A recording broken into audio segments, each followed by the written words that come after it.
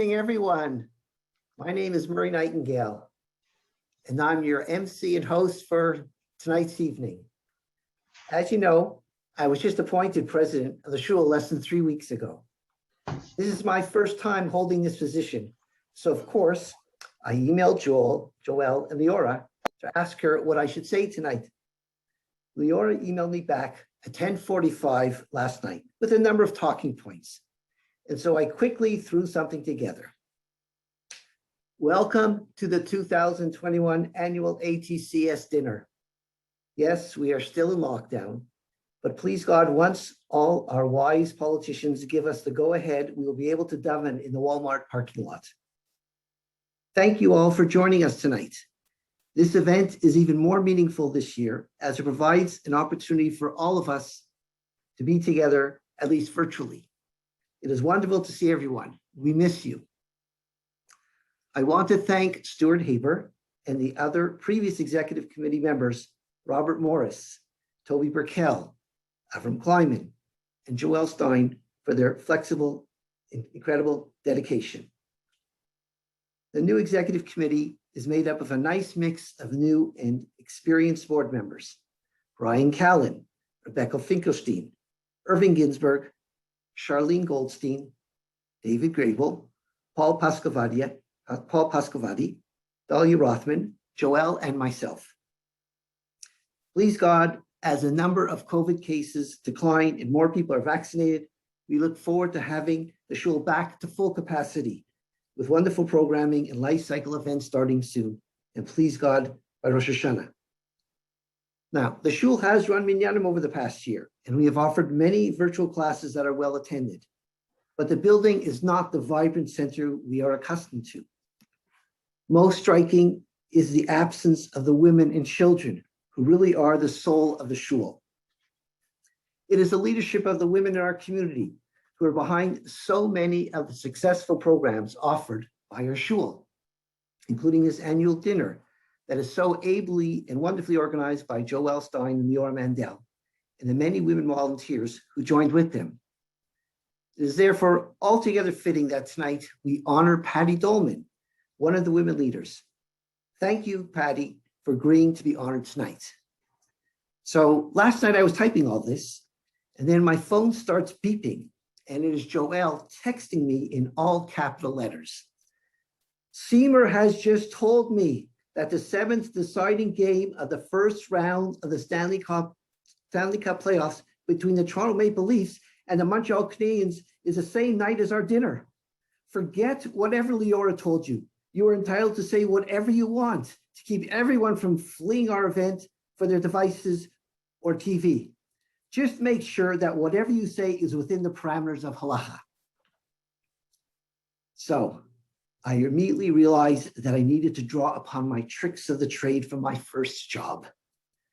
When I started dating my dear wife, Barbara, I told her that before I became frum, I was a comedian in the Catskills, and she believed me for about 10 minutes. Now, it is true that when I was a kid, I went to the Catskills with my parents, and we stayed at the Nevele Resort one summer. The next summer, my father decided to splurge. We booked the week at the Concord Hotel. It was heaven. The performers included Shecky Green, Jackie Mason, and Sammy Davis Jr. And soon enough, I became pretty tight with these guys. I was in my element. I sat at their feet, and they taught me so much. I even wrote some of their material for them during the last few shows I was there. But that was 40 years ago. And I have not done stand-up comedy since then, as my father, may he rest in peace, insisted I become a lawyer. Anyways, fast forward 25 years, and I visited the Concord once again. By this time, the Concord wasn't in great shape. It was going bankrupt. In an attempt to drum up business, they gave you a bike if you stayed more than 3 nights. Well, who can pass up that deal? So I did, and the bike is still in my garage. In order to revive the creative spirits for this evening, I dusted off the bike and took it for a spin this morning. And my mind opened up to the vistas I have not seen since 1975. Baruch Hashem. Now, Joel said I had to make sure my material was halakhically appropriate. So I ran it by my comedy rabbis, Chris Rock and Jerry Seinfeld, and they gave it their blessing. I told them I'm the president of the shul. And they said being president didn't stop Trump from saying whatever he wanted. So why should I have a problem? So Joel, this is for you. You'll be pleased to know that despite the lockdown, some things at ATCS have not changed, at least not on Shabbos. For example, Dr. Jeff Bernholtz can still be found in the lobby answering all sorts of medical questions. However, now the men are bringing questions not just for themselves, but on behalf of all their family members, including their spouses. Halavai, Rabbi Rothman should get as many shilas on Shabbos as Jeff. And it's getting out of hand. One Shabbos, a guy walks in to the building, clutching the shul bulletin, looking verklempt and concerned. I greet the man and ask him if I can help him. Does he need to see a rabbi? Would he like to come in and daven? He points to the schedule and tells me he's heard that there's a doctor here who sees people up to 7:30 a.m., then he's busy, but he then becomes available again from 9 to 9:45 a.m., except when it's Rosh Chodesh and the times are slightly different. Now, I witness all this because every week I'm also the shul security guard, and I get to stand next to Jeff, so I hear everything, and I mean everything. People think I'm the security guard for the shul. No, that's not correct. I am Jeff's personal guard, because if he gets hurt, who's going to lane the Torah for us? And how's he going to help all these people? Then there's Alex Pister, who's roaming the building from top to bottom, hustling anyone he can find to learn Gemara Kedushin with. Just this past Shabbos, I saw him trying to explain a Rashi to Violetta, the Shabbos cleaning lady. Then there's Brian Singer and Steve Fleischer, who still arrive each week outfitted in the latest fashion footwear. And of course, there's Jason Friedman, who's always dressed to kill. You know, there are only 20 people in the building, and it's just us regular schlemiels. So, you know, Jason ain't dressing up for us. Anyways, if anyone needs a recommendation for comfortable and stylish Shabbos shoes, just ask Brian and Steve. For everything else, speak to Jason. Finally, what else has not changed on Shabbos is my car is still parked at the security spot with its fake emergency light and magnetically affixed security signs. And its presence may have deterred many incidents, but I can't disclose them to you. By the way, we are looking for more volunteers for security duty. We will provide you with all the necessary PPE, personal protective equipment, a baseball bat, pepper spray, a bulletproof vest, and a compilation of Tehillim suitable for the occasion. Okay, I better stop here before I get in trouble. Brian, are you ready? Janine, is he ready to sing our national anthems? Without further ado, Callan will lead us in the singing of Hatikva and No Canada. Whoever likes, they may stand.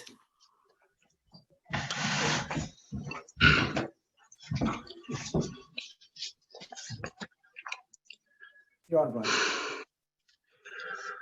Kol ha-balev penimo nefesh Yehudi homiyah ulfatei mizrach kadimo ayilet Zion Sophia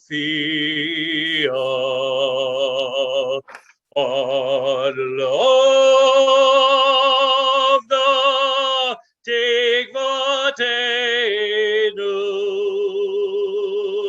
ha-tikva bashnot alapayim liot amachovshi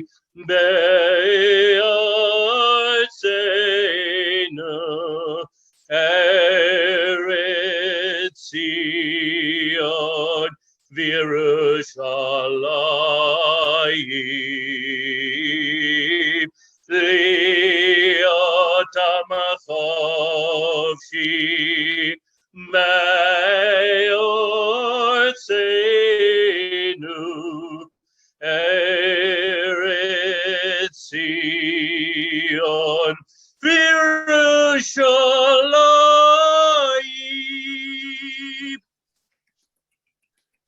Oh, Canada, our home and native land, true patriot love in all of us commend.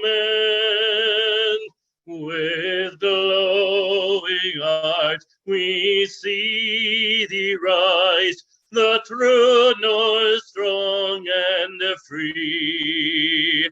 From far and wide, O Canada, we stand on guard for thee. God, keep our land glorious and free.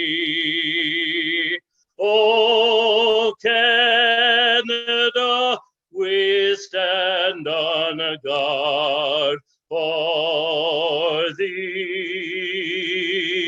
O Canada, we stand on guard for thee.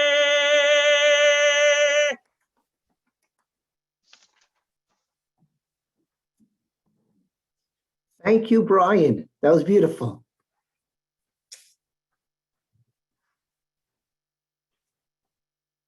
I'd now like to introduce Rabbi Rothman. Rabbi Rothman is, of course, the rabbi of our shul. But that description does not do justice to who he is to all of us. He's concerned for the welfare of every member and makes every guest feel right at home and wanted. I know I am not the only one who regards Rabbi Rothman as rabbi of the shul, but also as a friend. I have had the opportunity to work with Rabbi Rothman, and I have never seen a shul rabbi so dedicated to every aspect of a shul. Aside from his pastoral duties, he attends to the physical plant of the building. It's not unusual to see him adjusting the air conditioning just before Shabbos. He makes sure the website is looking good and functioning, and he works closely with the gabbais. And this is just a small list of the matters he tends to. He's not afraid to try out new programs, and he invites input from everyone. He is truly a humble man. We are all very fortunate to have Rabbi Rothman as our rabbi and confidant. We're also very grateful to Rabbi Rothman's wife, Ruthie, who is a rabbi's partner in all he does. Thank you, Ruthie. Okay, Rabbi, you're on. Thank you very much, Murray. I'm going to have to buy a new hat now to fit my head, but I appreciate it very much. The parsha this week is Parsha Shlach. It deals with the spies. And if you look right at the introduction of the parsha, it tells us right away the extraordinary people that were sent as spies. Even though ultimately Hashem and Moshe didn't want spies sent, we look at it, we see that it was the head of every tribe who was sent as the spies going into Israel. These are the same men who just in last week's parsha gave extraordinary sacrifices to the Mishkan, men who are very well known as being leaders among the Jewish people, some of the greatest people of world history. And yet, in a few chapters in this parsha, these great men are no longer referred to as Kulam and Noshim, all great men. They are now referred to as Eda Hara Hazos, this evil community of people who led the Jewish people astray. And ultimately, it was through their negativity when they came back from Israel that caused the Jews to go into despair and to ultimately take 40 years to get into the land of Israel rather than going immediately into the land. It was their error. Why would these men who were so terrific, so great, so extraordinary leaders fail in such a way? And the commentaries tell us that it was because they were afraid of the change in the power and in the leadership. They're going to enter the land of Israel. No longer are they going to be the leaders. There'll be new leaders. There'll be a new framework. Eventually we'll have a kingdom and we'll have a king. And they were afraid of the change, of how the world was not going to be the same anymore. And that frightened them and caused them to make this error. We now are living in a time of the pandemic. This pandemic is, if we like it or not, probably the one thing that is going to go down in history as really the idea of this generation, of what happened to our generation. Certainly the earlier one, it was 9/11, right? There are things that happened in recent history that changed the world. That pandemic changed the world. And we entered into it and we entered into it with a very strong shul, a synagogue, a community. We had wonderful leadership who led us, who brought us to a point, at a high point of who we are. We were functioning financially well. We were functioning spiritually well. We were functioning on every level in an extraordinary way. And suddenly this hit us. And there was a change in the world order. There was a change in the world. And we, just like the men in the story of the spies, have to deal with this new world, except we rose to the occasion. You look at our shul, and while we have to admit there aren't 300 people every Shabbos as there was until the pandemic, but our minyanim are full. And we keep adding more. And there's still a wonderful spirit. And just look at the people who came out tonight, and how many people stayed as members and stayed involved and rose to the occasion and said, we have a wonderful community. And even though this pandemic is here, we're going to keep that community alive, and we're going to keep it going into the new world order, into the world after the pandemic, into the world that's going to live with COVID in one way or another. But we're going to do it as a community. And it's a wonderful thing to be able to be a part of such a community that didn't slip like the spies did, because they were afraid of what was going to happen. We were apprehensive.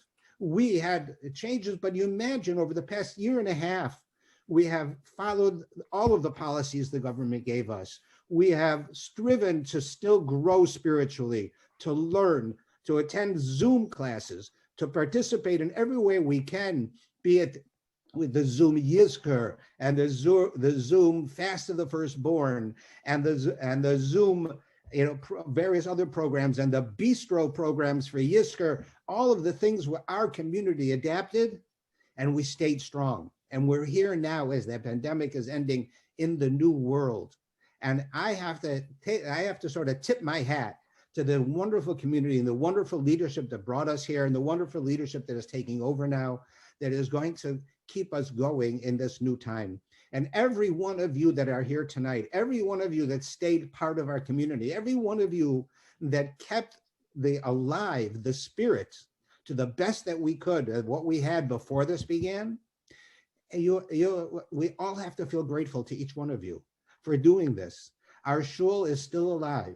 We are financially running. We are spiritually growing. Things are happening. And it's all because each of you. And the fact that all of you come out tonight, certainly the main reason is, of course, because of Patty, who I'll speak about shortly, but secondary, because you're there for our community, and our community is there for you. And we will continue. And we will face the future with the same zeal, and even with interpretation, but with zeal and with desire and with unity. And we will continue forward in such a way. And it's certainly my blessing that as we have this dinner tonight, we remember all of the wonderful things that we have done, even with the changes, even with the Zooms, even with only 60 people in the shul instead of 300, even with having to get a tent for Rosh Hashanah, even for people having to come and hear the shofar on the roof. All of those things that we did was for a community that's going to continue. So it's my blessing and my hopes and certainly my feeling that we're going to continue and grow even more over the next few months as we come out of the pandemic and rebuild even greater than what we had before. So certainly it's wonderful to be able to see you all here tonight. I'm sorry about the glitch with a lot of people getting the wrong link, but I'm hoping that everybody's here now with us. And I look forward to having a wonderful evening together just a symbol and a sign of what's coming up for us in the immediate future. Thank you very much. Thank you, Rabbi. Rabbi, at this time, I'd like to call upon you to present the award to Patty Dolman. Okay, so let's take at another piece of something to look at from the Parsha, and that's in the Haftorah. In the Haftorah, we also have spies. These spies are sent by Joshua, who was actually one of the spies who was sent in our Parsha. But he now, in the Haftorah, is the leader of the Jewish people, and he sends spies. He sends Kalev, who went with him as one of the spies, and Pinchas, who we're going to hear about in the next couple weeks. And they go out, these two men go out, and they're going to be spies, but they could have looked at Yeshua and said, "What's with you? Just a little while ago, you were a spy. Now you're sending us as spies? Who are you to send us as spies? We're your equal. You're not Moshe, you're Yeshua. You're just one of the guys just like us." But they didn't do it. They went and they played their role as spies. And what in the first story of the spies was so destructive, in this story of the spies, Hashem looks down and he blesses them. And what does he bless them for? He blesses them for these spies who do all of the work. They go into the land. They make sure that Yeshua can declare war and he's going to win because of their efforts. But they're the unsung heroes. They're not the military. They're not Yeshua. They're not the ones who are remembered. They're the ones who did the work. But nobody really knows who they are. They seem to be the ones who, were in the background, but they were the spies. It was the spies who did it, who accomplished it, that Yeshua was able to go and conquer the land of Israel because of their help. And yet they are looked at as secondary. But that's why Hashem blesses them, because Hashem loves those people who do these things because it's the right thing to do, because they care, because they love what they're doing. They love the Jewish people. They love their community. And how appropriate this is for our honoree tonight, because Patty is just that. I've never seen Patty take a position, but there are very few programs, certainly in the first decade that I was here and still carrying on, that it wasn't Patty's creativity, Patty's idea, Patty's way of looking at the world that made it so different and so interesting. And how many of the programs that we have still today that were from her, and how many new ones keep coming up with her idea. When I get a phone call from Patty, it's always some new idea, something different. She looks at the world from a different prism, and she sees such amazing things. She came up with a Shul cook-off. We had book sales we used to have where people would be reading books and you'd trade books and sell books, and the profit went to the shul. She had the bake sale comes through Patty, of course, with help from others. So many of the different programs and ideas that she's come up with that have come to fruition, and some of them didn't get that far, but she keeps coming with more great ideas. I had the Rebbitzin and I, once in a while we get to go away. So we went one time to New York, and we're in a hotel in New York, and I hear a familiar voice, and it's Patty and Charles. They happen to be staying in our hotel. Well, little did we know that from that point on, our lives were going to be very different. Because when I go to New York, what do? I go to the same places. I go to the Village, I go to Times Square, I take a tour, I go here. No, that's not how Patty does stuff. Patty takes a vacation like Patty is creative. We saw the first shul ever built. We went to the Tenement Museum. We went to places you would never imagine. And Charles tells me this is what Patty does. Patty does in her life what Patty does for us. The creativity, the desire, the wanting to help and to make our community and the Jewish people better is exactly what drives her. But she never wants to be the person in the limelight. She's like our example in the Haftorah, that Hashem blessed these men for what they did, even though they weren't the leaders. Patty doesn't take the role as the leader, but she leads, and she's creative, and she's a pleasure to be with. And she's got a great daughter and son-in-law too. And they're all terrific. They're a real pleasure. The entire Dolman family, the extended Dolman family, let us say, are all wonderful. And it's been our pleasure to have Patty, as a part of our community and giving us these ideas. And I got to tell you, she's the only person who I had to ask more than once to be an honoree. Nobody really wants to be an honoree. People will accept it, but it took Patty's entire family to convince her to do this because she doesn't like to be in the limelight. But the limelight would not exist without Patty.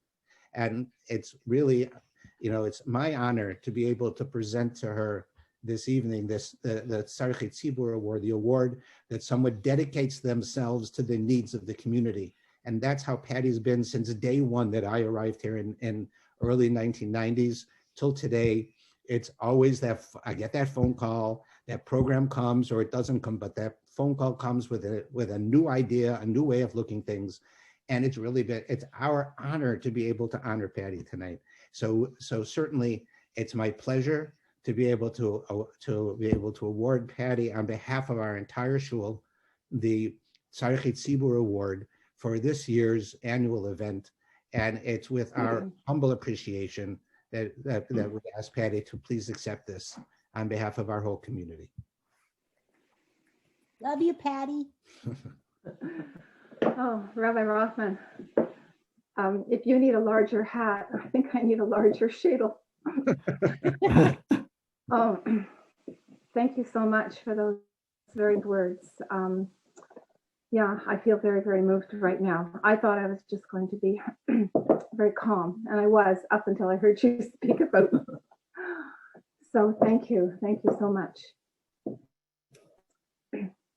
Receiving the Tzarchei Tzibur Award is a great honor, and to be acknowledged for something that I truly took pleasure in is a very gratifying feeling. So thank you. When Charles and I joined Aish Torah over 25 years ago, little did we realize that there would be so many opportunities to take an active role in an outreach synagogue. We were encouraged to welcome newcomers, just as we were welcomed the first time we set foot into Aish Torah, which actually was operating out of a school over on New Westminster. And I remember Tally had walked through a mud puddle.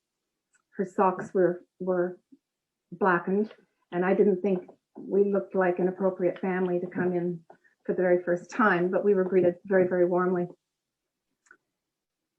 We were encouraged to invite newcomers to our homes for a Shabbos meal. We continue to do that over the years. We are indebted to Aish for its welcoming and supportive environment where we found spiritual growth and a community of friends. Creating programs for women had its challenges. They needed to provide stimulation, whether they were informative, educational, entertaining, or just for fun. Ultimately, the bottom line was in providing an outlet for friendship and socializing. Fundraising was the goal of our annual pre-Shavuos bake sale that ran very successfully for 11 years. I don't want to talk about it in the past tense. We've had a break, a pause for the last 2 years. We held the bake sales in women's homes. And just 2 years ago, we decided to try it out in the shul lobby, where we actually had access to new customers. We had the women who were doing challah baking on the 3rd floor, so they were passing through. And then we had the men who were leaving davening. And an interesting kind of a funny thing that happened I heard about was that we actually sold a $75 linga to a man who found out when he arrived home that his wife had made it. I would like to acknowledge Leora Mandel and thank her for her input and assistance in organizing the programs over the years. I did not do this all by myself. Leora, I don't know why the cross-border shopping trip stands out in my mind, but maybe it was the year that we decided not to go. After all, we had put the program together. It was like a well-oiled machine.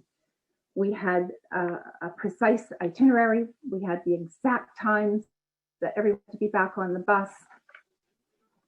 We had the stores that they would shop in, but something went wrong. There were some women on the bus who decided, because there were no leaders on the bus, that they were going to add some new shopping destinations. It was mutiny on the bus. Somehow the bus driver survived, and I heard that this was his last shopping trip that took him anywhere. So, Leora, thank you. Leora and Joelle Stein and Robert Walker, I believe you're all part of the tribute committee, have spent countless hours in organizing this evening, as they do each year, making the hundreds of details look effortless. Pulled off a beautiful, beautiful evening. It started out amazing. We enjoyed the hors d'oeuvre / dinner. It was a full dinner as far as we're concerned. Thank you so much to Rabbi and Rebbetzin Rothman for your leadership and your guidance. You were always there, Rabbi Rothman, to take my phone call. And you were always there to tell me, go for it, when I came up with an idea for a program. I wasn't going to mention this one, but I actually just thought of it recently. I had a book called The Mountain Family. It was an incredible story about a woman who raised her 10 children in a log cabin in the backwoods of the Appalachian Mountains. They somehow found Judaism. The entire family converted. They're in Israel now. I found out that she was going to be speaking in Toronto. And I contacted the agent. We got the fee, the emails, the flyers were sent out, and we were waiting for responses. They were very slow in coming. I remember calling you thinking, this is a big mistake. And you assured me, don't worry, Patty, don't worry, they will come. And they did come. I don't know who they were. I'd never seen. There were a few faces from our community, but they came from far and wide, and it was an amazing evening. So thank you for supporting me on that. I would like to thank everyone who came out this evening in the comfort of their own homes, of course, for all the beautiful tributes that I read through briefly just before we went online. It's really meant a lot to me and my family. I would like to thank my husband, Charles, my daughter, Tally, my son-in-law, Moshe, and our dear grandson, David, who's sound asleep in his bed now. You are my biggest blessing. Thank you, Rabbi Rothman.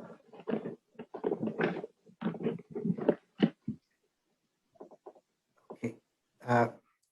Patty, do you have the award there with you? You should have it with you, right? Yeah. Oh, Apparently there's something waiting in the wings here. oh, okay. So Charles, maybe you could bring it over and present it to Patty. Wait, let me see what this is. Oh my gosh. This is the work of Yehuda Lang. He's a local artist. This is beautiful. Oh, good. It's well deserved. I'm just reading the inscription. Thank you so much. This is beautiful. This will be cherished. What does the inscription say, Patty? The Aish Thornhill Community Shul honors Patty Dolman in appreciation for her involvement and dedication to the ATS, May 31st, 2021. Thank you so much. Thank you. I'll take a picture here. Wow, got you off that. Very nice. Look at me. One.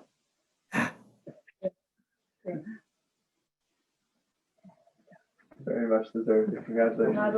Thank you. Thank you. Mazel tov. Mazel tov. Okay. Rabbi, so we're a little bit ahead of schedule. Is Josh Mellet available?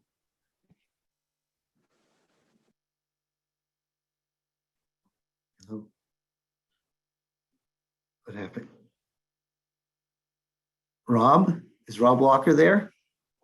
I'm here. Okay. Hi, So I'm also here. Sorry, I was on mute, so I was waiting for you. oh, fantastic. Yeah, Good yeah. to hear. Okay, yeah, I'm definitely here. What's going on? Okay, Josh, Hi. I'm going to let you introduce yourself, but I went on the internet this afternoon. Can you hear me? Yeah, I can hear you. Can everybody Okay. hear me, by the way? Thumbs up, everybody. Yeah. We can all Yeah, we can see you. eating. I don't know exactly. I just want to put on speaker view. There we go. Okay, so talk to me. Okay. Okay. So if I'm not mistaken, I think you just won an award like maybe a month ago. Yeah, a couple different things. So I'll give you maybe a little quick introduction. Sure, go ahead. And I'll get everybody going because I know why we're here. We're here to celebrate Patty. First of all, Mazal Tov, Patty. I haven't met you personally, but everybody that I've been working with throughout the entire week has said nothing but incredible things about you. So I am honored. A little bit about myself, Josh Mellet. Some of you may know me, some of you may not. Reason being is I once was a student myself. I did it during high school to get one of the extracurricular programs. And then after that, I ended up doing Jerusalem fellowships, as well as I did Poland fellowships. So I'm like, I aced you guys out for sure. And then after that, I ended up doing 6 months in Jerusalem, studying at Aish Thornhill, where I was 5 minutes away from the Kotel, which was beautiful. So I got to learn a lot about myself, my history, my culture, things that I never grew up with. And then from there, I went straight to the Army. I ended up making Aliyah, just to give everybody a little heads up. I did 2 years in Tzanchanim. I was a paratrooper. There are a couple other people that are in this Thornhill community that also served alongside me, believe it or not. And after that, I ended up living in Israel for the next 4 years of my life. To cut a long story short, I was working throughout the cities in the streets of Jerusalem, and I was always in the hospitality industry growing up. Even here in Toronto, even here in Canada, but I took it very seriously when I walked into my first cocktail bar. And the second I walked in, it was magic. It was a beautiful moment. I kind of found my vocation in life. I'm incredibly proud and honored to be a bartender. It's been an incredible world of opportunity that has opened up for me.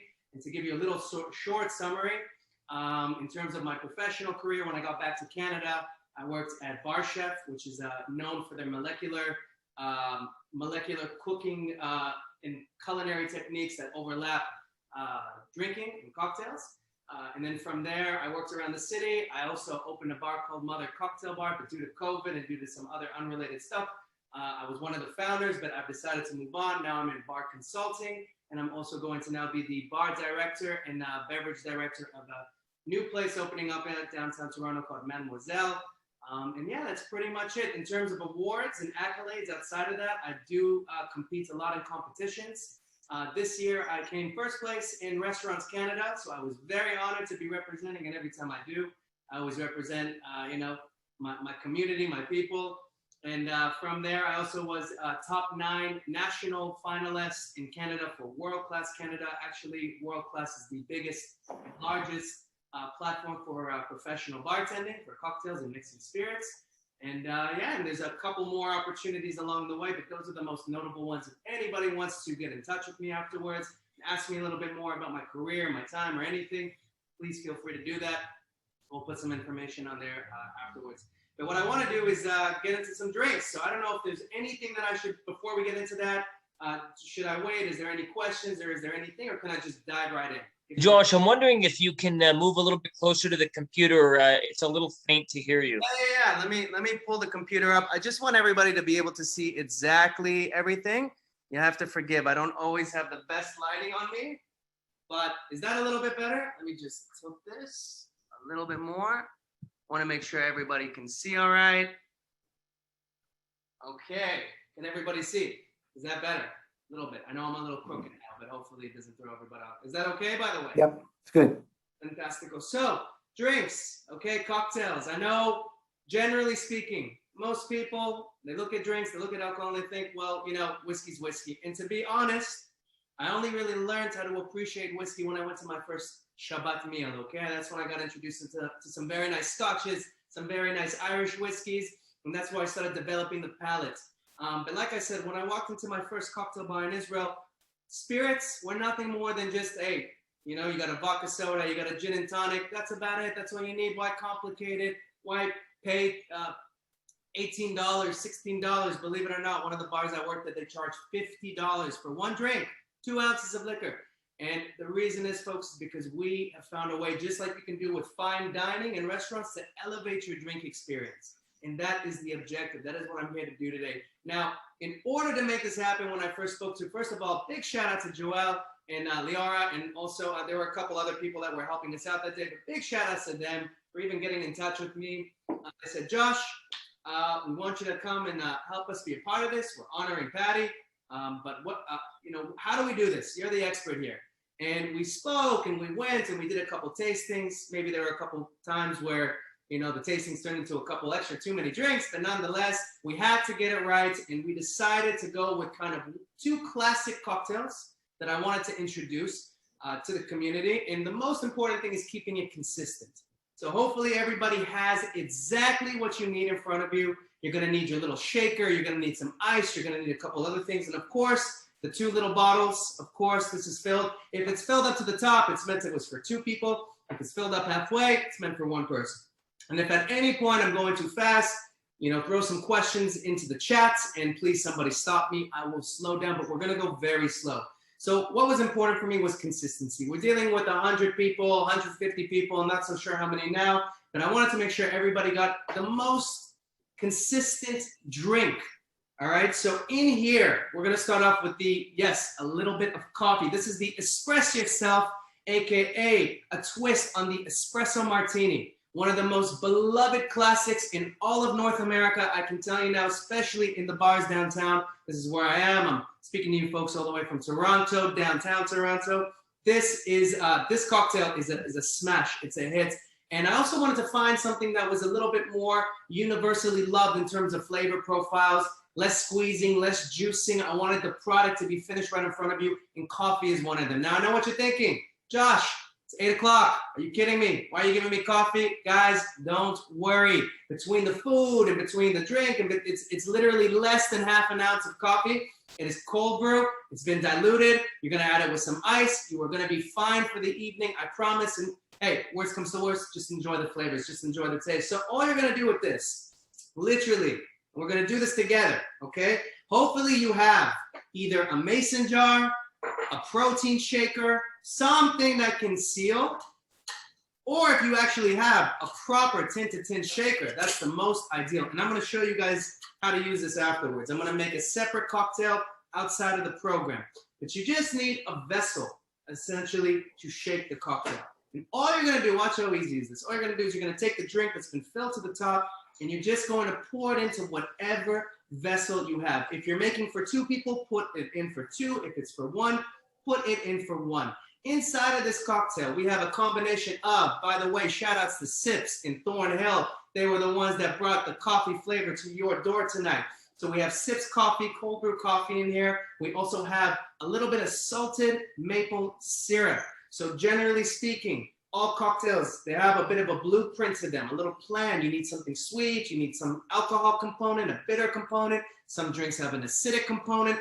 In this one right here, we have the coffee, and the sweet component is going to be a salted maple syrup. It's a combination of just granulated sugar, maple syrup, pinch of salt, just takes it to the next level. And I wanted to pick a neutral flavor. We were bouncing between tequila and a couple other things, but in the end, we stuck with vodka. Vodka is like the introduction to your palate. It's not overpowering. There's no agave, there's no juniper, and we actually picked a good brand. So now that you have everything in here, the next thing you're gonna do is make sure your glassware is ready. And in everybody's kits, I'm sure you saw that you came with some glassware, so make sure that's out and ready for you as well. A little tip that I wanna also encourage people to do for your future drinks, for your future evenings, is when you are hosting and you wanna do any kind of drinks, even if it's whiskey, start putting your glassware in the freezer. A cold glass is a great glass. If you have a frozen glass, the best top bars in all of the world all have a freezer. I can guarantee you, and I'll show you because I'm going to be making a drink for me and my partner as well. And as you can see, I just pulled these out of my freezer. They are nice, ice and frozen. Temperature is critical for cocktails. It's the same thing as food. I want you guys to start thinking about food and drinks and how they overlap with each other. Now, because you guys are also working with plastic right now, it's not a big deal. Don't worry about putting it in the freezer. This is just for your future references. Next time you're hosting some people, if you've got some room in the freezer, and I know most Jewish households never have room in the freezer, but if you do, a little bit goes a long way, and that's where you take it up to the next level. Then from there, ice. Now, this is kind of a little inside joke between me, Laurel, and me and Joel, but and Lorena. But at the end of the day, I kept harping them about ice. Okay, guys, 2 pieces don't cut it. 3 pieces don't cut it. You need to fill it up. Fill up your shakers, fill up your glasses, and all you're gonna do is just drop in the ice and try and get as much as you can, as best as you can into your shaker. And this is literally just a normal ice tray. Trust me, guys. And the reason why this is important is the more ice, what we're doing with ice is not only are we chilling the ingredient, but ice is an integral ingredient in cocktails. Why? Because it's water. Almost every single cocktail that exists, 99% of them, need dilution of water. And you don't do that by pouring warm water in there or anything. You take ice, you shake it well, and that ice breaks down into the drink. It opens it up. It's the same concept of when you're drinking whiskey. A little drop of mineral water in your whiskey goes a long way. For cocktails, ice is the best friend. And what I would suggest is if you like to drink your cocktails or anything over ice, take a piece or 2 and put it into your plastic cup before we shake this up. So at least this way you have a nice cold drink to last you throughout the entire time you're drinking it. I'm just gonna put this back. And now is the fun part, folks. The fun part is, and you can see, by the way, the ice is almost to the top, by the way. Now the fun part is seal. All right, seal your drink. Make sure it's all sealed up here. And here is the rule of thumb with shaking, okay? The rule of thumb with shaking. You want to hear the ice go back and forth. None of these weak shakes, none of that. You're not, dance with it, be aggressive. If you had a rough day, somebody cut you off in traffic, hit it up really good. You can go 1, you can go 2, you can go together, but you want to actually make sure you're pulling the drink a little bit. You want to see some aeration happening, just a little bit. It's okay if you make a little mess, by the way, if a little bit spills out. That's the beauty of the cocktail. And when you see that there's some bubbles that are formed inside, almost like a foam-like texture, that's when you know you have a finished drink. You also want to check the temperature of the cocktail itself. So you just want to make sure that, you know, if the drink is cold, if you've had some nice foaming in it, then we have a successful cocktail. And what you're going to do is I'm going to show you how to strain without a strainer. And this is how easy making drinks are. But all I'm doing is taking the top of my jar, the little top over here, and I'm just holding it over. I don't want all the ice to come shooting out of my glass. I want to be able to just pour out the liquid, and you're just going to distribute it as evenly as possible between both glasses.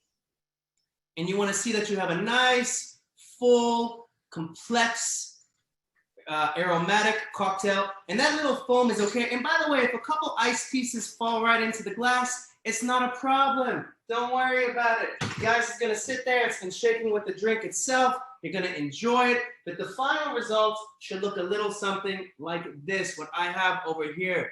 2 nice, beautiful coffee cocktails. It's got that nice aromatic coffee flavor that most people love. And then we're going to garnish the drink. Okay, garnish is the term used to literally decorate the drink. It's the same thing if you go and make dessert, or if you're making a roast or a steak, you put those little herbs on top of there. You put a little something on top, just the eye candy. Remember, we eat with our eyes. We drink with our eyes before we do anything. So when something's aesthetically pleasing, then we know we're doing something right. And all you're going to do is drop 1, 2, 3 in each glass if you can. Put it in the center. But don't worry, you're the artist. You're the one in control. And voila, we have 2 beautiful little espresso martini twist. The maple syrup is going to have a nice little molasses rich complex flavor to it. The coffee is going to also really come out. The vodka should be there. Now I want to keep 2 things in mind very quickly. 2 things in mind. First thing is we didn't go by the classic specs. All cocktails generally have 2 ounces of alcohol, but because we're dealing with over 100 people here, I wanted to make sure that it wasn't so strong or it wasn't too sweet. So that's why we wrote to you folks. Hopefully you got the email or the message. If you like your drink sweeter, throw in a little extra bit of sugar. If you want a little more booze, throw in a little more vodka. At the end of the day, the most important part is that the drink that's in front of you is the drink you want to drink. So don't worry about what anybody else says. Even if I'm the expert, taste is subjective. And we try and go by a formula, just like cooking eggs, just like cooking steak. There's a formula. But at the end of the day, you want to drink the drink that is for you. So finally, folks, all I want to do with the first drink is say a quick l'chaim once again. Be'emet, kol hakavod la, okay? Patty, it's a fantastic honor to be here.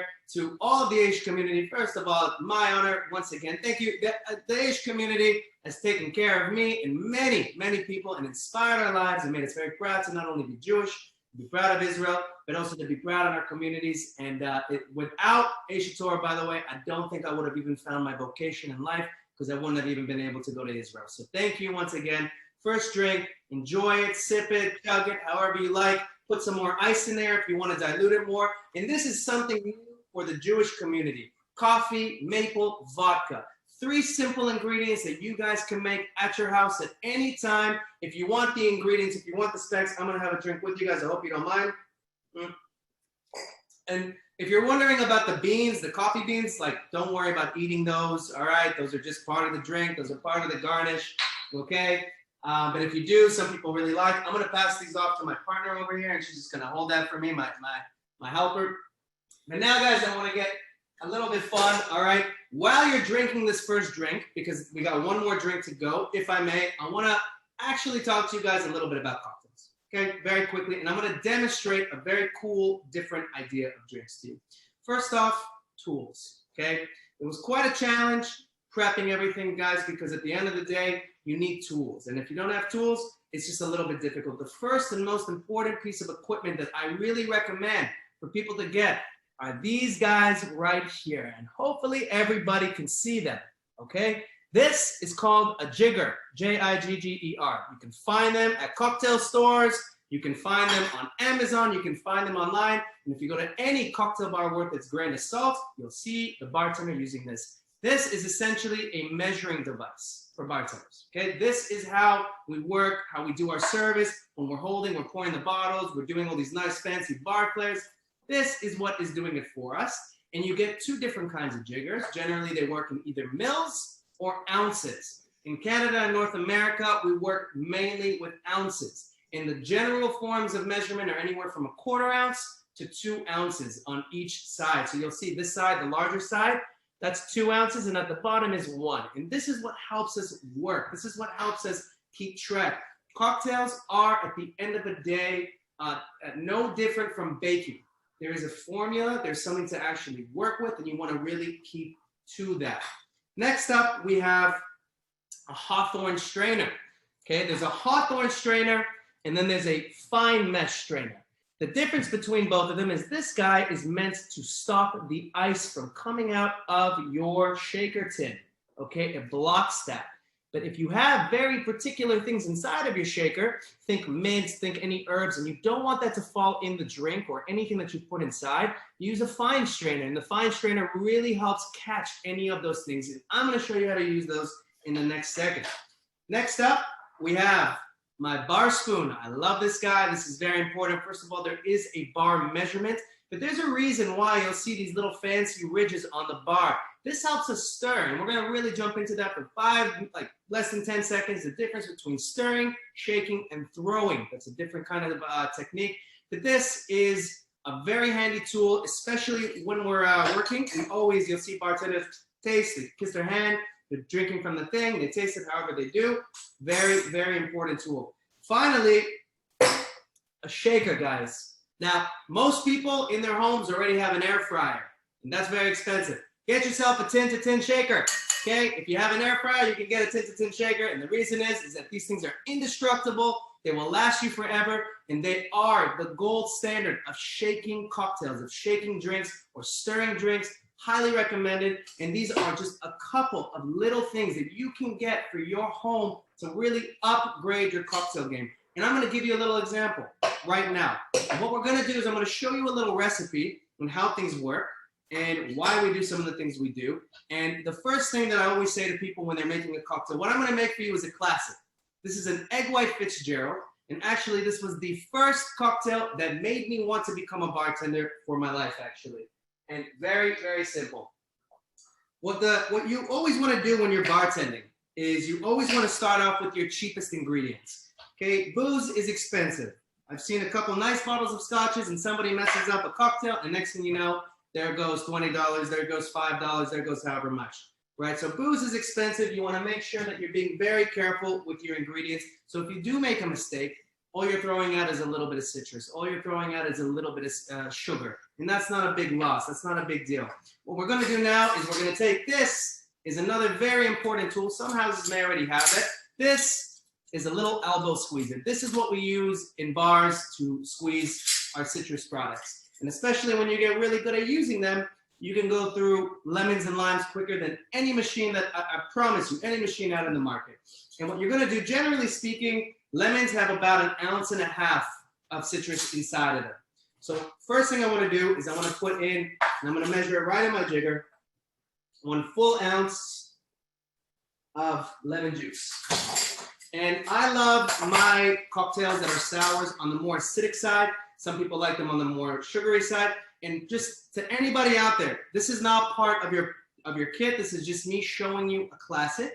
That being said, if you do feel adventurous and you want to try it, by all means, I won't stop you. So right there, we're going to pour 1 ounce into your shaker. Then I'm going to put an egg white. Yes, a raw egg white. I hope everybody heard me clearly. This literally started the game for me. Egg whites are essentially something that are going to add texture when you emulsify them. If you've ever whipped eggs, you know what that happens. You know what it turns into. You add a little sugar, voila, you have whipped cream. The same thing happens with cocktails. And there's actually a 2-part process to this. And I'm literally just going to throw my egg white. I cracked an egg white a little earlier, straight into my shaker. And then I made a little bit of simple syrup. The reason why they call it simple syrup is because it's just as the name sounds. It's simple. It's equal parts sugar and water. And that being said, I always recommend to people to use weights, use a scale. Grams and mils, they work the same. Weigh your products. If you're trying to make sugar syrups, maple syrups, anything really, I highly recommend don't use your cup, like the things that have cups in it or measurements on it. They're very inconsistent. Some brands are different, some like a little bit bigger, and believe it or not, that inch, that centimeter makes a difference. I'm gonna go 1/2 ounce of sugar straight into my actual shaker. Then from there, the next thing that I'm gonna recommend every single person to have in their house is Angostura bitters. Angostura bitters. Bitters are like your salt and pepper of drinks. They season your drinks, and you don't need a lot.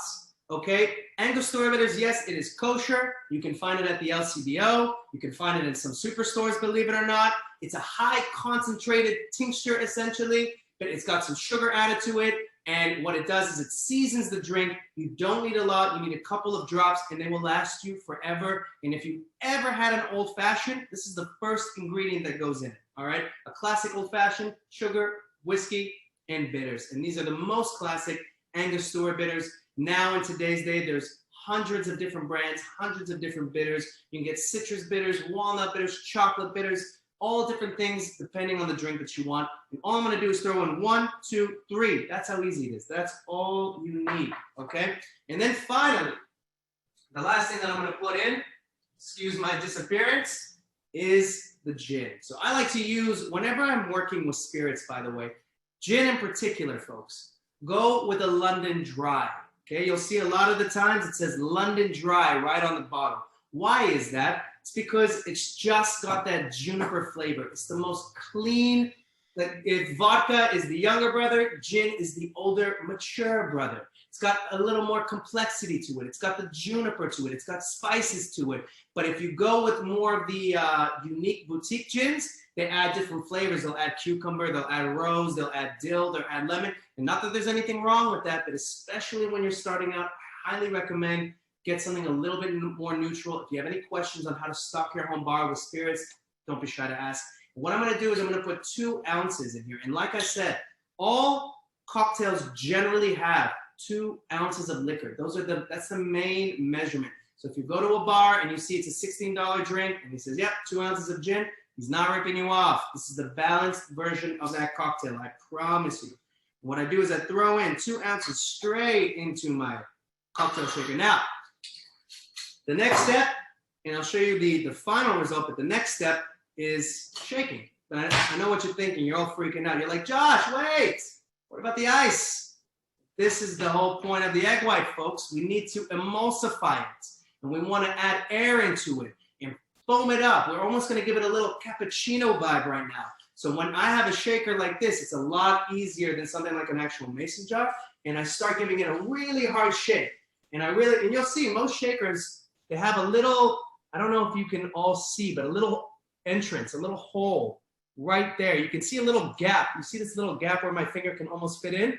That's allowing the air to come in and open up that cocktail and whip it as nice as possible. And you just want to give it a little whip and just really emulsify that egg white. Once you've emulsified it, then you can add, and you can even see inside. It's a pity. Folks, I really wish I could be personally serving you your first cocktail ever. But we're going to have to wait for, obviously, the COVID situation to die down. But I do look forward to making people drinks. And then we go for the wet shake. So there's the dry shake without ice. And then we have the wet shake with ice. And you see I'm not skimping out on the ice. Ice is important. You're going to want to hear it. And once you have it, you want to close that. You want to seal it. You can wipe it down if you want, if you're worried about it slipping out of your hands, right? And that's when I start shaking. You want to shake the cocktail really well. And if you notice, I got big arms. No, I'm kidding. But the arms come from years and years of shaking.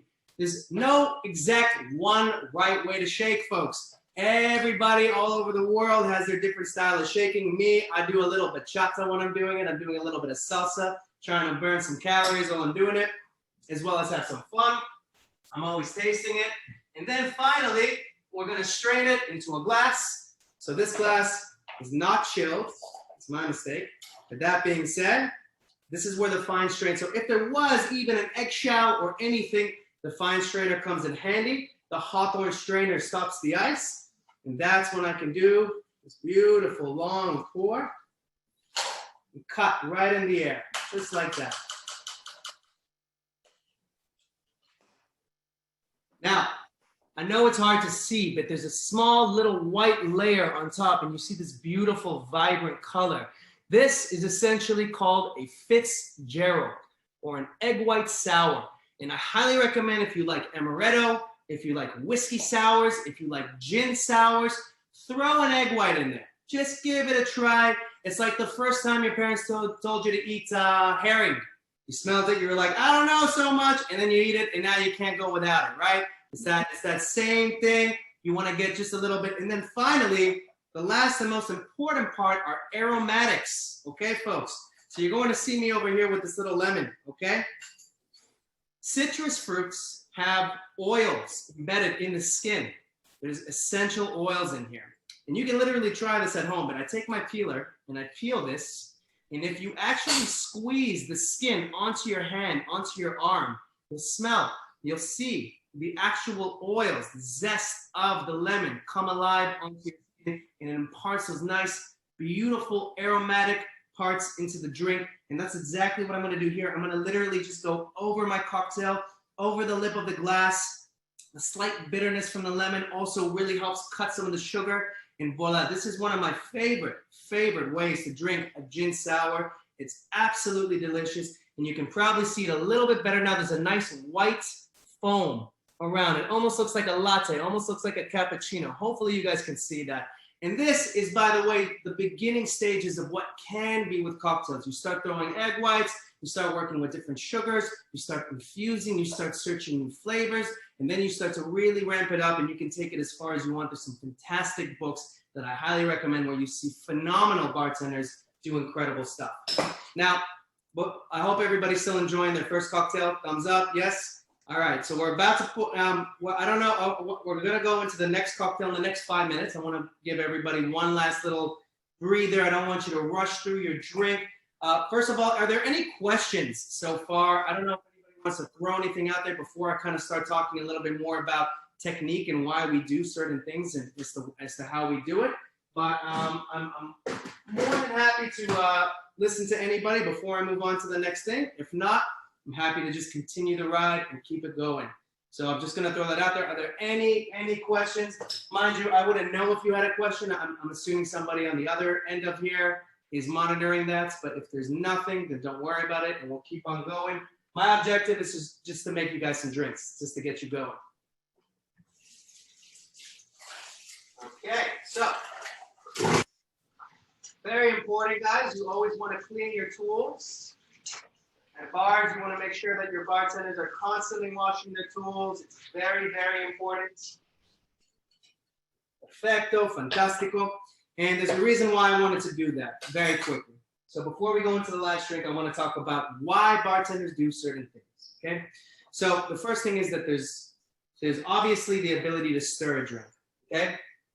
For instance, I have a really beautiful Bullet Rye over here. Really great rye that I love drinking. Okay. Rye, whiskey, bourbon, scotch, whatever you decide to enjoy. By all means, it's all good. The three main techniques that bartenders use when executing a cocktail is the first one is shaking. And we already just saw that. You saw me shake it. Why do we shake? Because we want to mix the ingredients, get them cold, and then we want to aerating those little bubbles that you saw hopefully on your espresso martini style drink, the espresso itself, if it was done right. That's when you're seeing the aeration really go on and really happen. And it's beautiful, it's fantastic. But sometimes you don't want that.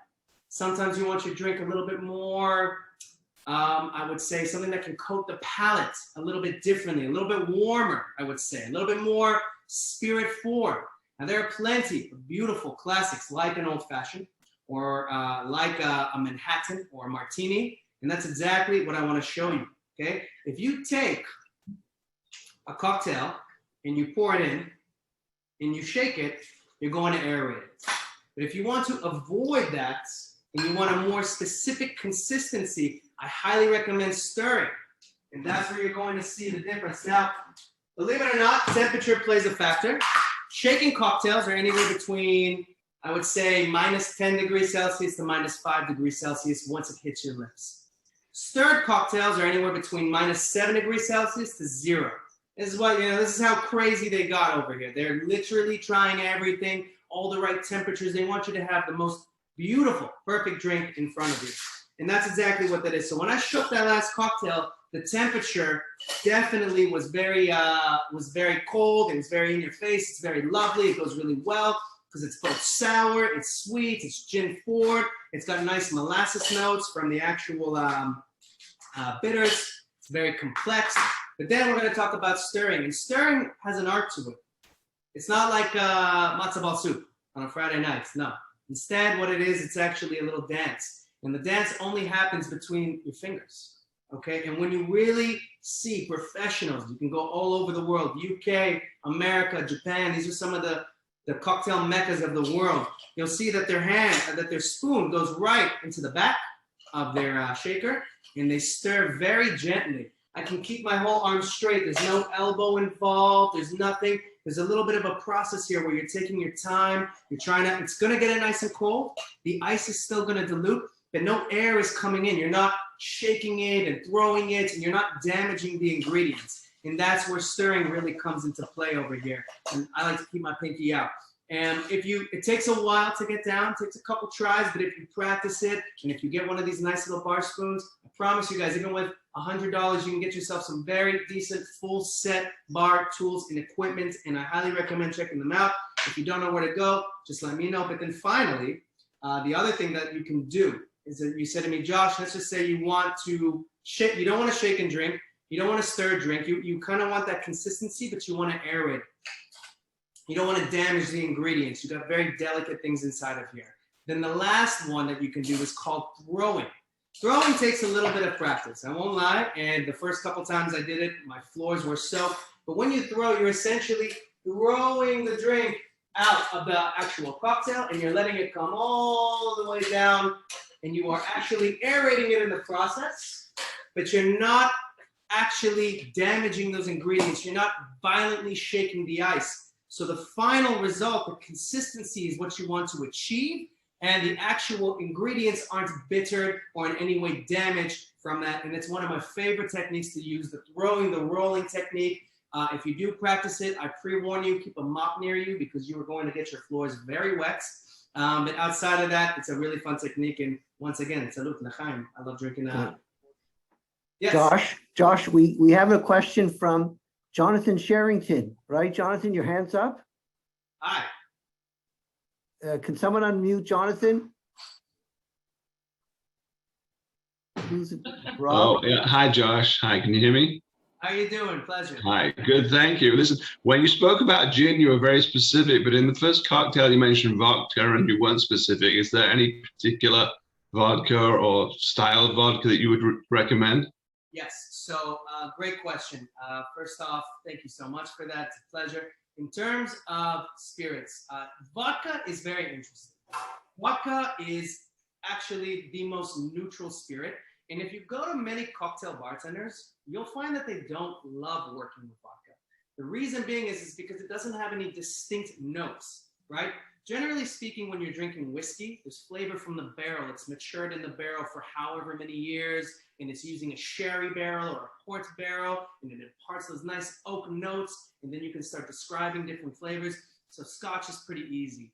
Rum is the same thing. When you get dark rum or aged tequila, and tequila is very specific to some people because those are notes of agave. Agave has such beautiful earthy vegetal notes, and it's really taken the city by storm. Mezcal is like the big brother of tequila. If you've never had mezcal, highly recommend it. It's smoky tequila, essentially. It's beautiful. It's wonderful. Vodka, it's very hard to go wrong with vodka. It's the only brand that is, and by the way, with tequila, super important, folks. If it doesn't say 100% agave, it's not tequila. Jose Cuervo, that's not tequila. Make sure you are getting the 100% agave, and it has to say product of Mexico. All right, there's companies that found a loophole to that. But vodka, I'll give you my top. I'd say like two that I like buying in terms of like this is what I prefer to stock my bar with, and I don't want to break the bank. Kettle One, I'm a huge fan of. It's a grain vodka. And then you also have Tito's. Tito's is wonderful. Tito's is corn-based. You can obviously still do the Russian vodkas like Stolichnia or Russian Standard. They're all fine. They're all okay. All I would say is that if you see the vodkas that come in like those very plasticky bottles and they're from some brand that you would never recognize, I'd stay away from them if you can. And a big important thing also is when you're like kind of inspecting your vodka and you want to taste vodka, don't put your nose right into the glass. It's just pure ethanol. It's going to burn your nose, going to burn your nostrils through. Just enjoy it. I say, especially if you like vodka clean and neat, a little one of my favorite ways, especially if like you're a martini drinker, is a little lemon peel, ice cold. You can even keep it in the freezer if you want. Keep the glass in the freezer, stir it over some ice and pour it over. It's very hard to go wrong. If you are looking for a premium brand, I do recommend either Grey Goose or Belvedere. Those are definitely tried and tested vodkas. They are phenomenal, and they've been around for a long time for a reason, for sure. So yeah, definitely a great question. But if you're, like I said, stocking the home bar, Kettle One for sure, and Tito's, you can't really go wrong with those at all. So great question. Anybody else? Any other questions? I don't see any. Anybody have any questions? Don't be intimidated, folks. There's no such thing as a bad question. There's only good questions. Oh, Avram Kleiman. Avram, you have a question? Okay. Rob, can you unmute Avram Kleiman? Avraham, you're unmuted. Go ahead. Hi. I enjoyed that first drink so much, but I didn't get the exact recipe for how to make the mix part.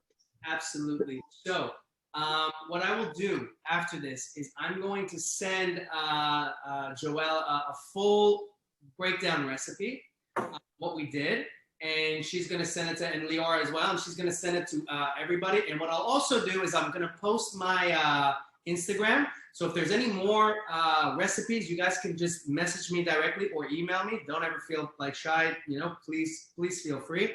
But just for moving forward, I want you to remember that the first drink, as great as it was, we also, like I said, we made a less alcoholic version, if that makes sense. So if we're working with 2 ounces of alcohol, we toned it down just a little bit because we were dealing with so many people and we didn't know who's got the right tolerance, who can handle that kind of stuff.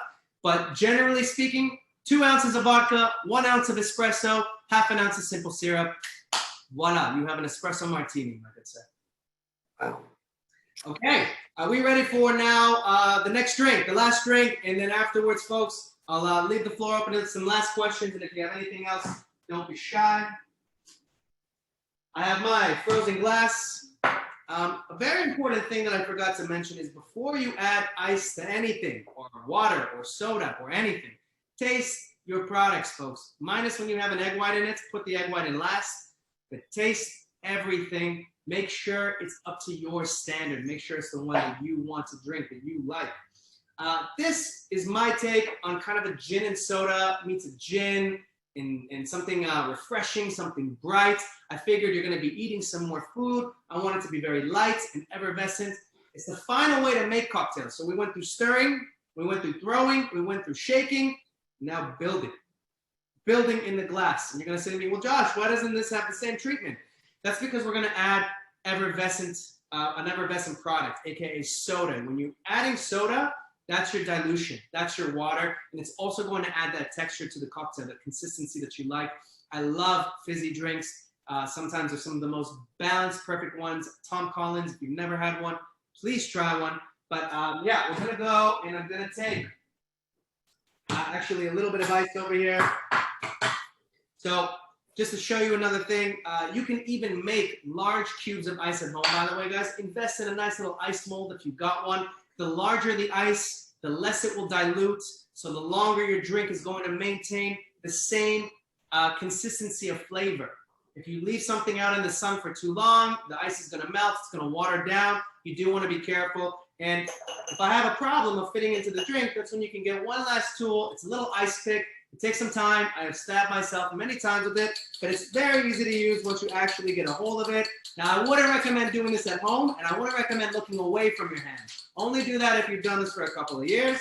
And I literally drop it in, and if it needs a little bit more, you just throw a little bit more into it until you get it down to the absolute perfect consistency. And voila, I have a nice little piece of ice. I'm going to add one more in. But the first thing you're going to do now, if you have the double, if you have the one for two people, you're going to just split the mixture evenly. Give it a little shake and split the mixture evenly down the middle in two different glasses. This one's a single. If it's a single, guys, you can just throw it right in. The actual cocktail itself is comprised of London Dry Gin. So we're using Bombay actually for this one, which is another fantastic gin. And then I made a tropical hibiscus and lavender cordial. Cordials are phenomenal, phenomenal ingredients. It involves using something called citric acid. There's less sugar involved in it, believe it or not. And it just brings out really beautiful flavor. And the way how you do it is you take your dry botanicals or whatever your ingredients are, and you let that steep and you flavor the water. You almost want to create a little tea. A little tea kind of goes a long way. And then you add your sugar, a pinch of salt, you add in your citric acid, and voila, you have this beautiful thing. If you want to ask me about it, you want to learn how to do it, don't be shy. There's also so many things on YouTube or on Google that you guys can look it up, so don't be shy to do that. And then all you're going to do is finish topping up your glass with ice. Okay, so I'm topping mine. I got two very large cubes that fill the entire glass. But if you just have smaller cubed ice, just fill it up as much as you can. And then you're going to add in your soda. I have a soda stream over here, but you guys hopefully have a little can of Perrier. You're going to fill it up right to the top. It's called topping it off, right to the top. So easy. This is why I love building drinks. But you're going to notice something. You're going to see that the actual cordial is sitting at the bottom. That's because soda products, they float on top of most ingredients. So I still recommend you taking your spoon, wherever you have your spoon, or a chopstick, or anything that can fit in your glass, and just mix the ingredients, push down the ice, maybe pull the ice up. This is a little technique a lot of bartenders use. Give it a little light stir, and make sure that this is incorporated through your entire drink. And then you're gonna have a quick taste. Taste the drink before we garnish it. Why? Because for some people, it may be too sweet. If it's too sweet, folks, add some more soda. That's all you gotta do. The soda is gonna help balance that out for you, dilute it. If it's not sweet enough, then throw a little bit of simple syrup in there. Don't be shy to add a little more sugar. Some people like sweet drinks. And then all we're gonna do is we're gonna take a nice lemon peel. Peel your lemon. And the same thing that we spoke about, we're gonna express the oils on top of the glass, the peel side of the glass. We're gonna throw that in, and then just throw it right into your glass. Let it sit there. Those oils are going to impart into the entire cocktail. It's going to stay in there. It's not going to do anything bad. It's only going to do things that are good for your drink. And then once again, folks, l'chaim. This one is actually dedicated specifically to Patty. We wanted something bright, effervescent, vibrant, and a great way to kind of finish your meal and finish the night. So once again, guys, my name is Josh Mellet. It's an absolute pleasure. Thank you so much. And l'chaim, cheers, enjoy. Hi. Josh, what's this one called, that drink? Where is it? We actually have it, Lady Patty's. That was the name that we came up with. Lady Patty's, it's an honor. This is an original drink. It's literally an original cocktail. I've never made this ingredient for anybody before. And like I said, soda-based cocktails are supposed to be dry, effervescent. Some of them can be a little sweet. Some of them can be a little bit citrusy. If you do want to squeeze some citrus, don't be shy. You are the chef. You are the bartender. Just make the drink the one that you want to have and enjoy. And that's pretty much it, folks. So thank you so much. I appreciate it. Josh, can I ask you a question? Please. Okay. Could you name the 5 basic cocktails that all of us should try if we've never had cocktails before? I'm going to do it like this, okay? Because I know where there's different kinds of drinks, so I'll say it like this. The first one that you should definitely try is a classic daiquiri. A daiquiri. This is a rum sour. It's 3 ingredients: white rum, lime, and sugar. And let me tell you something. This is a true story.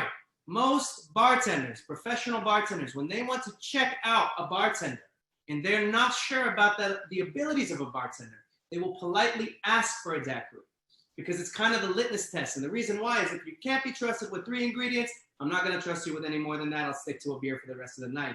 So you can tell a lot about a bartender with just 3 ingredients. Also, the daiquiri is one of the first sours. It's kind of the original family. That egg white cocktail that I made, that came from the daiquiri. A whiskey sour came from the daiquiri. Some people say that pirates, when they were drinking rum, they would put limes in their mouth to prevent scurvy. And they started drinking the rum with the limes in their mouth, and voila, they started figuring out, hey, we got half a cocktail here. It's just missing a little bit of sugar cane. The next drink that I highly recommend everybody trying, now mind you, this one's for the spirit-forward lovers. There's refreshing cocktails, and then there's spirit-forward lovers. If you do not like spirit-forward cocktails, something a little more bitter, no juice in there, little sugar, it's not for you. But if you are somebody who has more of a bitter palate, highly recommend the old-fashioned. Don Draper made it beautiful. He made it cool. If anybody ever saw Mad Men, great little TV show, that's where they made it famous. The old-fashioned, it's a fantastic, easy classic to make. 3 ingredients that should be in everybody's houses, and once again, highly recommended. The next up is the margarita. Okay, if you've ever traveled and been anywhere in South America, this is an introduction to tequila, and there are so many things that this drink introduces because it involves Cointreau, which is an orange liqueur. Now you have modifiers. Now you're working with some other stuff. You add some salt to the rim. A margarita is a beautiful drink. It's based off of the Daisy family.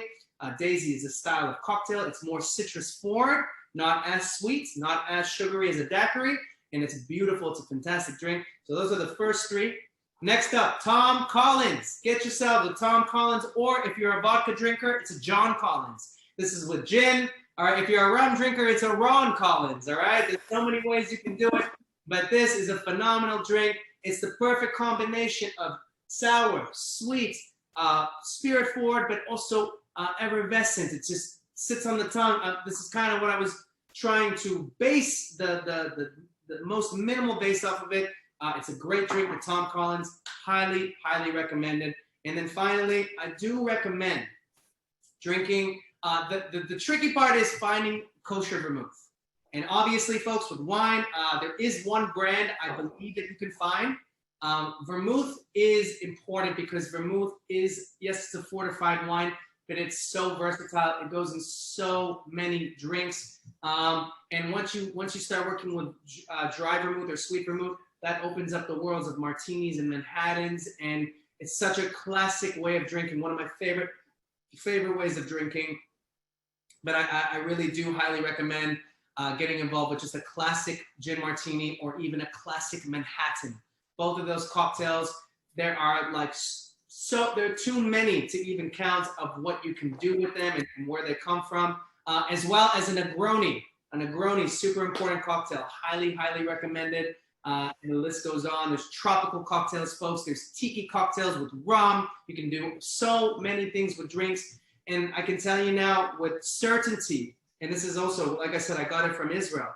The drink scene is taking over the world. Like, believe it or not, it goes wine and sparkling wine. They've always kind of been the leaders in the industry because it's the most versatile worldwide. But spirits are consistently growing and they've surpassed the beer market. There's a reason for that because the opportunity for creativity is so vast. If you do ever want to throw an event, guys, don't be shy. Let me know. I would love to bring this down to you folks. And nonetheless, in Israel, there's a great bar called Bar Zuta. If you've never been to Bar Zuta in Jerusalem, בירושלים, ממש, זה הכי טוב בכל ישראל, חוץ מגצמי. So yeah, that's pretty much it, guys. I just wanted to say, שוב פעם, תודה רבה לכם. Thank you so much. I appreciate it. And I look forward to one day making a drink for everybody in person, please God. So thank you once again. It's Thank you. once again. Liora, Joel, thank you for putting up with me. It's Aish Thornhill. You're beautiful. And guys, I'm going to leave you be. Any questions? My Instagram, Mellet Josh, and my email is josh.c.mellet@gmail.com. If you guys want to get them, you know you can speak to the Aish community. They'll be able to get it for you. Please don't be shy to get in touch. Step your drink game up and have fun doing it, guys. Thank you once again. I appreciate y'all. Thank you, Josh. It was fantastic. I appreciate it. Thank you. Enjoy the rest of this evening, guys. Thank you so much. Hopefully the coffee's going to keep you guys awake now. Huh? Have a good one. Cheers, cheers, cheers. Bye. Thank you. Okay. So we sent out the journal to everybody. So everybody's had a chance to see the journal. Later on, I believe either today or tomorrow, we're going to share the link to the silent auction. The auction is going to be open until Thursday. I don't know what time on Thursday it'll close, but it will go out tomorrow, and I think the link will give the information. I want to remind everybody to bid and, more importantly, to buy, because we can use all the money, and you're supporting a great cause, our Shul. With that, I want to just finish off with some closing remarks. There's so many people we need to thank. First of all, Rabbi Rothman, for being the tremendous rabbi and leader, Joel Stein, and Lior Mandel. You guys are amazing. You're doing this event year in, year out, and it's such a pleasure. I'm telling you, I was so impressed by this fellow Josh Mellet. It just opened up a whole new world for me, and thank you for introducing him to us. The office staff, Hadassah Hoffer, Wendy Sachs, Robert Walker. Thank you so much, Robert. Ryan Callan for singing the national anthem. Levy's Catering. Thank you so much for all the beautiful food that you provided to us, and all the, not just now, but all the kiddushes that we have. We really appreciate so much, David, what you do for us. The dinner bags were prepared by Isaac Oziel. The crinkle stuffing by Yosef Abudi. The online auction actually being organized by David and Sharon Orgill. And really a special thank you to all the wonderful staff, because this event takes a lot of work, and it actually takes probably more work when it's on Zoom than when it's in person. There's a lot of technical things and coordinating, and I want to really thank everybody who helped package and deliver and do so many things. And I know that these events really are very time intensive and require a lot of help. And of course, we have to thank Patty Dolman. Patty, thank you so much for agreeing to be honored tonight. And Charles, thank you so much. And thank you, all of you, really, thank you all for tuning in tonight. I think it was a great event, and we look forward to seeing everybody in person soon, please soon. Okay, thank you so much. Enjoy the rest of your evening. Bye-bye. Have a great night. Bye. You. Good night. Thank you, everyone. Bye, everybody. Mazel tov, Patty. Good night, everybody. Good work. Everyone. Well, Bye. Laura, way to go. I got to Mr. Lee. That was awesome. I am. Way to go, Joel. Way to go. Good work. Hey, Kristen. Hey, Alex. Hey, guys. Hey, Oh, Alex. it's Top Patty, L'chaim to everybody.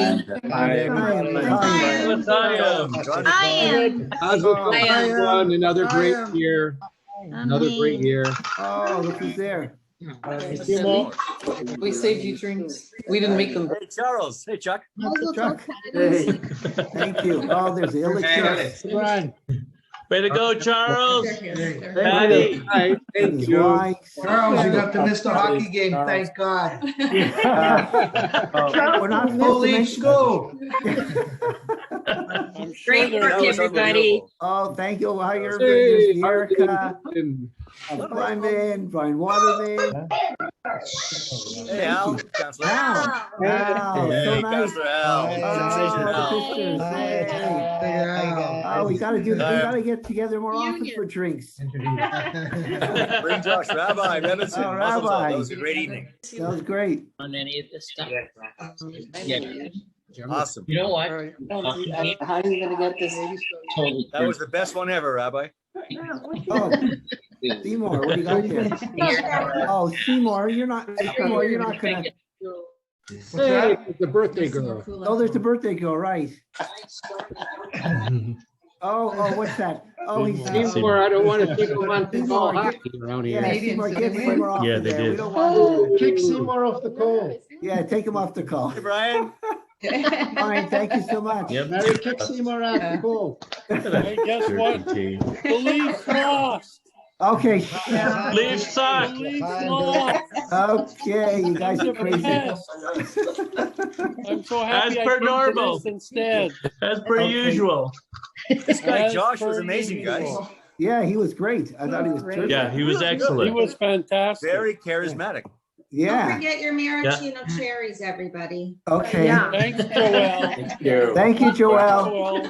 Thank you. Joel, you were amazing. Everybody, you are. Thanks, Joel. Okay. All right, All right, I'm Murray going to. Shkodak, man. Well Oh, done, thanks. Murray. Thank you. I hope the Good jokes work. weren't too Nice bad. job, Murray. Yeah, good job, Murray. Murray. Good job, Murray. Thank Good you. job, Glenn Murray. Murray. Politics. Murray, I'll vote for you. Go for premier. President Murray.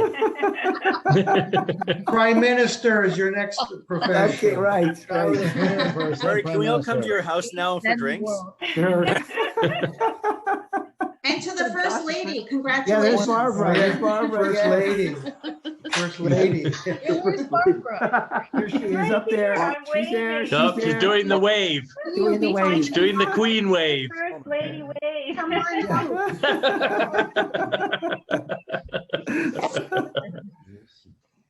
Very good. I don't know. Okay. All right, all best of luck, you guys. Bye, everybody. I'm going Good night, to. everybody. Good night, everybody. Bye, Rabbi. Bye-bye. Thank you for participating, everybody. And Thanks, Patty, Joel. Mazel tov. Mazel tov, Patty. Excellent job, Joel and Leora. Yes, Yeah. Leora. Yes, thank you so much. Mazel tov, everybody. Bye-bye. Those of you who left. Bye. We'll never. We'll be on at the end. I don't know why I'm not on here. There's a lot more people you can't see. Unmute yourself, yeah. Patty, was it fun? It was great. It was great. I wish I'd had the drinks beforehand. I know. We didn't even. We're on. Liara, thank you. I don't know if Joel's still there. That was a great theme. Next year now. Get ready. Hey, look, Len Goldstein. Yeah. Len, talk. He's on. There's the son-in-law. Never seen. Mazel tov, mazel tov. We don't know this week. All right, let's go. We're at the end. Okay. Thanks, Rabbi Rothman. Thank Oh, you. and no bread. Mazel tov, Patty. Oh, how do I get off? Carry your award around, Patty, with pride. Thank you, Nelia. Thank You're you. welcome.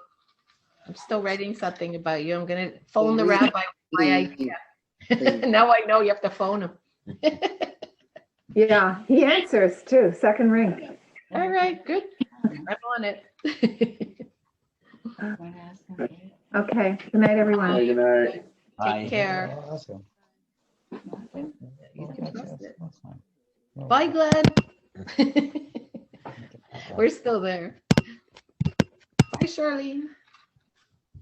Bye, Hal. Bye, guys.